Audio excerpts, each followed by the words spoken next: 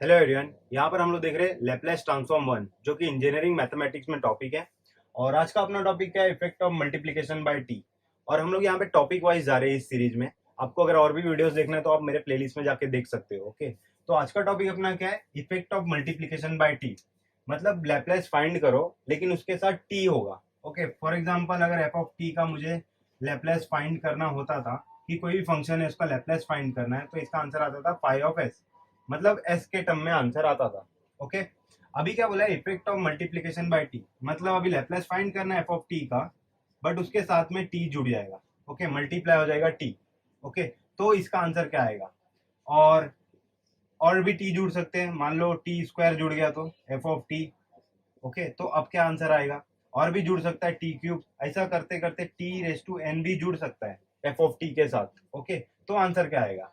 तो काफी सिंपल है ये। तो इसमें क्या, मैं डायरेक्टली आपको फॉर्मूला दे देता हूँ कि एफ ऑफ टी के साथ एन टर्म अगर मल्टीप्लाई हो रहा है, t raise to n multiply हो रहा है, तो आंसर क्या आएगा? ओके, तो आंसर क्या आएगा? -1 raise to n and derivative of phi of s. Okay, phi of s क्या रहेगा?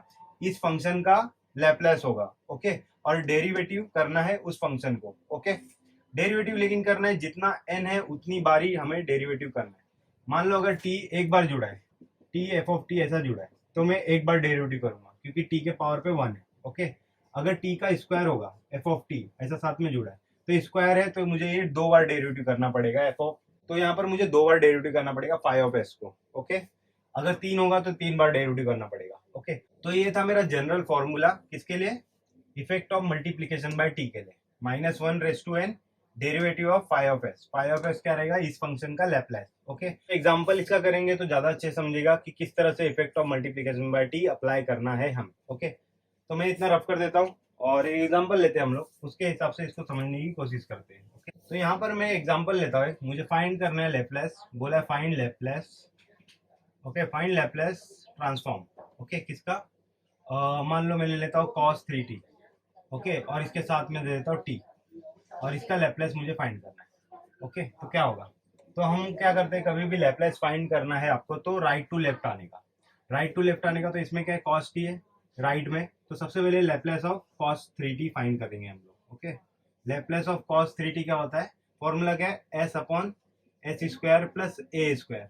ओके, ये है आंसर। लेकिन यहाँ पर ए के जगह पे क्या है? 3 है, तो यहाँ पे मैं लिख दूंगा 3। ओके, तो ये इसका आंसर मुझे मिल गया। अभी इसके साथ क्या जुड़ा हुआ है? टी जुड़ा हुआ है। तो हम लोग क्या करेंगे? मल्टीप्लीकेशन बाय टी का फॉर्मूला क्या होता है? -1 raise to n derivative phi of s. Okay, ये फॉर्मूला होता है। एन एन यहाँ पर आ जाता है। ओके, तो अभी मैं लिखूंगा यहाँ पे Laplace of T into cos 3t। Okay, और इसके ऊपर क्या पावर है? 1 है। ओके, तो यहाँ पर इसका फॉर्मूला मैं डायरेक्टली लिख देता हूँ।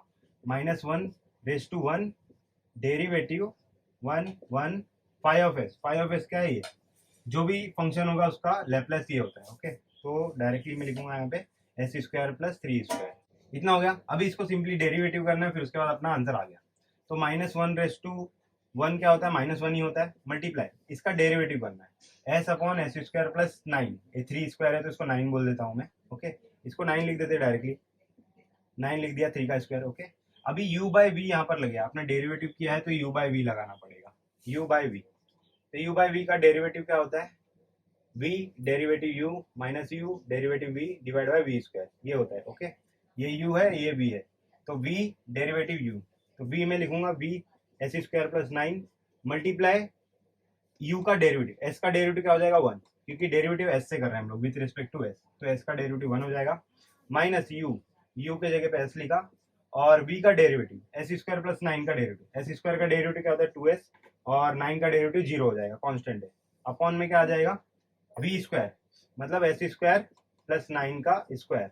ओके, इसको थोड़ा सा सिंप्लीफाई करेंगे, यही अपना आंसर है। Okay, -1 multiply S square plus 9 minus ये एस इसके साथ मल्टीप्लाई होगा तो 2 स्क्वायर, 2s स्क्वायर, और नीचे आ जाएगा एस स्क्वायर प्लस 9 का whole square. Okay, equal to, अभी यहाँ पे क्या? -1 मल्टीप्लाई ब्रैकेट, यहाँ पे 2s स्क्वायर में से एक एस स्क्वायर जाएगा तो बचेगा -s स्क्वायर। ओके, प्लस 9 बचा, डिवाइड में क्या आ जाएगा?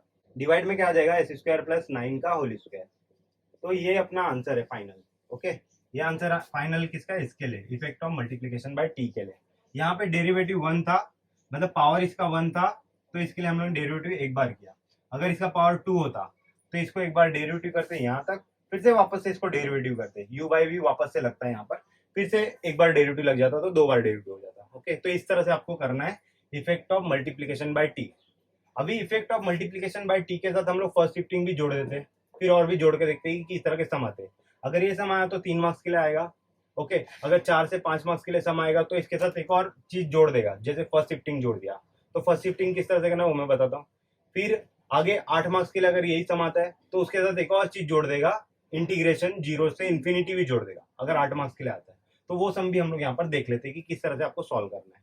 तो अभी सम है अपना लैप्लेस फाइंड करना है, multiply t e raise to 2t दे देता हूँ और साइन 2t लिख देता हूँ। ओके, या तो चलो 3t लिख देता हूँ। इसका लैप्लेस फाइंड करना है। तो यहाँ पे देखो मल्टीप्लीकेशन बाय टी है, इसको ऐसे ही रहने देते, पावर 1 है। अभी कभी भी लैप्लेस करते हैं तो राइट टू लेफ्ट करते हैं, तो राइट टू लेफ्ट में क्या है, साइन 3t है। तो मैं सबसे पहले फाइंड करूंगा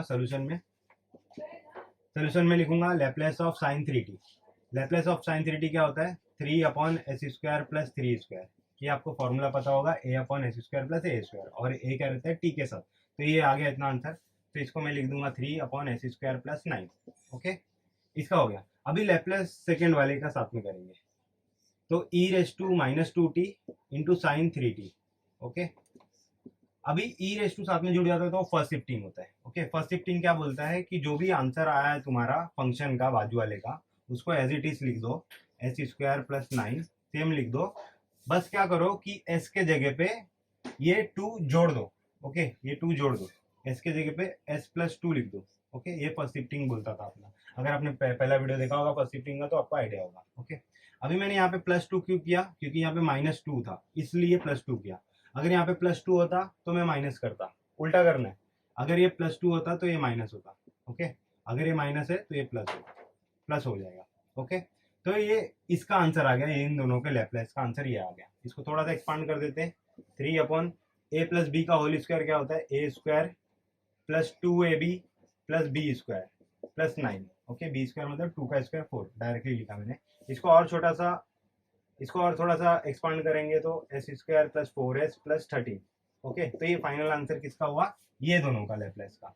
अभी हम लोग करेंगे इसका भी लैप्लेस साथ में फाइंड करेंगे, Laplace of t multiply e⁻²t sine 3t। Okay, अभी इसका तो लैप्लेस हम लोग ने निकाल चुके, ये आंसर है इसका। ओके, इसको हम लोग फाई ऑफ s भी बोल सकते हैं। ओके, क्योंकि s के टर्म में है ये। ओके, s के टर्म में है ये। ओके, अभी मल्टीप्लीकेशन बाय टी है। मल्टीप्लीकेशन बाय टी क्या बोलता है भाई कि -1/n d/ds n phi of s, ये मल्टीप्लीकेशन बाय टी बोलता है। ओके, तो -1/n क्या होता है, टी के ऊपर जो भी होता है वो n होता है। तो यहाँ पे मैंने 1 रख दिया, डेरिवेटिव 1 लिख दिया, और फाई ऑफ एस हमने निकाल चुके, इसका आंसर हम लोग ने निकाल चुके, क्या ये आया है। तो इसको यहाँ पे लिख देंगे 3/s² plus 4s plus 13। Okay, इतना हो गया। अभी इसको डेरिवेटिव कर देते हैं, अपना इसका आंसर पूरे का मिल जाएगा। बस -1 रेस टू -1 -1 ही होता है, और डेरिवेटिव इसका करना है। तो ऊपर कांस्टेंट है, नीचे कुछ वेरिएबल्स है। तो अपने को पता है कि 1/x का डेरिवेटिव क्या होता है, -1/x²। ओके, 1/x का डेरिवेटिव क्या होता है, -1/x²। तो यहाँ पे 3 ऐसे ही लिख दूंगा मैं, 3 कांस्टेंट है, इसको ऐसे ही लिख देता हूँ। और यहाँ पे बचेगा -1/x², मतलब पूरे का square, s² plus 4s plus 13 का स्क्वायर। ओके, -1/x² किया, क्योंकि 1/x क्या होता है, -1/x² होता है। तो 1/x था, तो क्या करूंगा, -1/x का square. Okay, multiply chain rule, अंदर वाले का डेरिवेटिव साइड में लिखना पड़ता है। अगर 12वीं में आपने किया है अच्छे से डेरिवेटिव तो इसमें आपको प्रॉब्लम नहीं होगा। ओके, -1/x² लिखा, और इसका डेरिवेटिव साइड में, x² का डेरिवेटिव क्या होता है 2s प्लस 4s का डेरिवेटिव 4 और 13 का डेरिवेटिव 0, तो उसको लिखने की जरूरत नहीं है। ओके, तो ये हो गया अपना आंसर, किसका, पूरे का आंसर हो गया इतने का। तो इसको थोड़ा सिंप्लीफाई कर लेते हैं।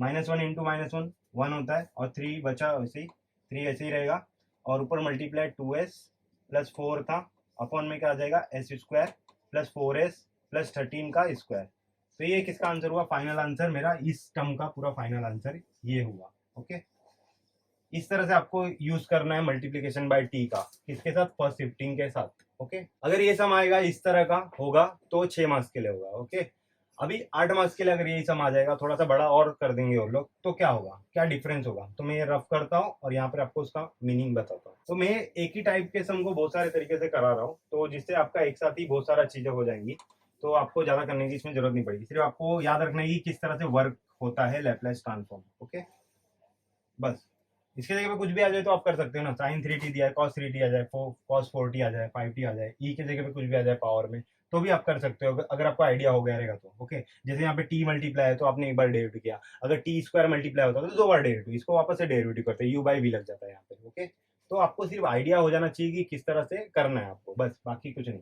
ओके, अभी इसको मैं बढ़ा देता हूँ सम थोड़ा सा, इंटीग्रेशन 0 से इंफिनिटी ई रेस टू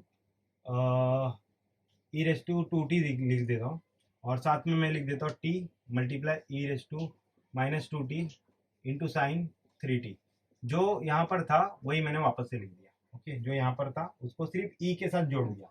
चलो यहाँ पे 2 नहीं लिखते क्योंकि ऑलरेडी यहाँ पे 2 है, तो मैं 3t लिख देता हूँ। ओके, 3t लिख देता हूँ, माइनस भी हटा देता हूँ। ओके, तो अभी क्या करना है आपको, ये किस तरह का दिख रहा है, ये फॉर्मूला दिख रहा है, सबसे पहला लेक्चर मैंने जब बताया था आपको, तो ये फॉर्मूला है 0 से infinity E raise to minus S T F of T into D T. क्या होता था आंसर इसका, Laplace of F of T आता था इसका answer. Okay, Laplace of F of T phi of S, मतलब E raise to minus S T अगर infinity के साथ जुड़ा है, 0 से इंफिनिटी के साथ जुड़ा है E raise to minus S T, तो आप क्या करो, इसका लैपलेस निकाल लो।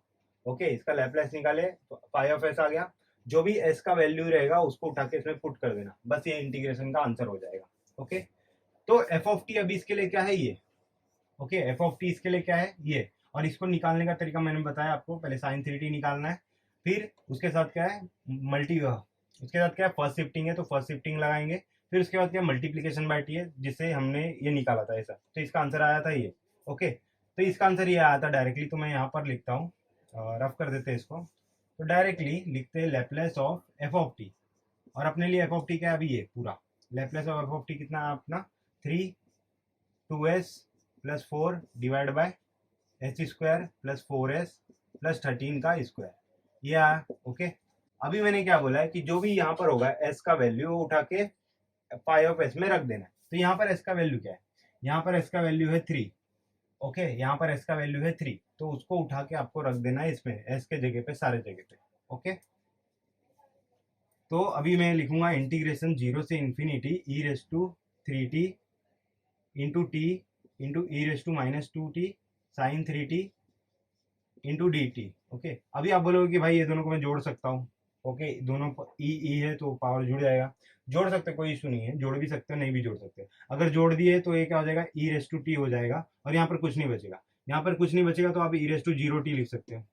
ओके, तो ऐसा केस भी कर सकते हो, नहीं तो कोई प्रॉब्लम नहीं है, अगर ऐसा छोड़ दोगे तो भी कोई प्रॉब्लम नहीं है। ओके, सिर्फ आप इतना सॉल्व करना और ये पार्ट को बचा के रखना, क्योंकि इसमें एस का वैल्यू मुझे पुट करना पड़ेगा इस आंसर में। ओके, तो इसका आंसर क्या आ जाएगा, 3 2s, एस के जगह पे क्या लिखना है हमें, 3, क्योंकि एस के जगह पे क्या यहाँ पे 3 है, तो यहाँ पे मैं 3 नहीं लिखूंगा, -3 लिखूंगा। ओके, क्योंकि फॉर्मूला अपना क्या माइनस एस है ना, अपना माइनस एस फॉर्मूला है, तो यहाँ पर अपना फॉर्मूला का जनरल माइनस है, लेकिन यहाँ पर माइनस नहीं है। ओके, तो इसके लिए अपोजिट साइन हमें कभी भी पुट करना पड़ेगा, याद रखना आपको, फर्स्ट शिफ्टिंग में अपोजिट साइन कैसे प्लस करते हैं, s+2, अगर माइनस एस होता है तो, अगर -2 होता है तो s+2 करते हैं। ओके, तो आप सिंपली याद रखो कि ई रेस टू के पावर में जो भी होगा, और कभी भी हमें पुट करना पड़ता है या फर्स्ट शिफ्टिंग लगाना पड़ता है तो अपोजिट साइन से करना पड़ता है। जैसे यहाँ पे 3 है तो मैं -3 लिखा है इसके जगह पे, +4।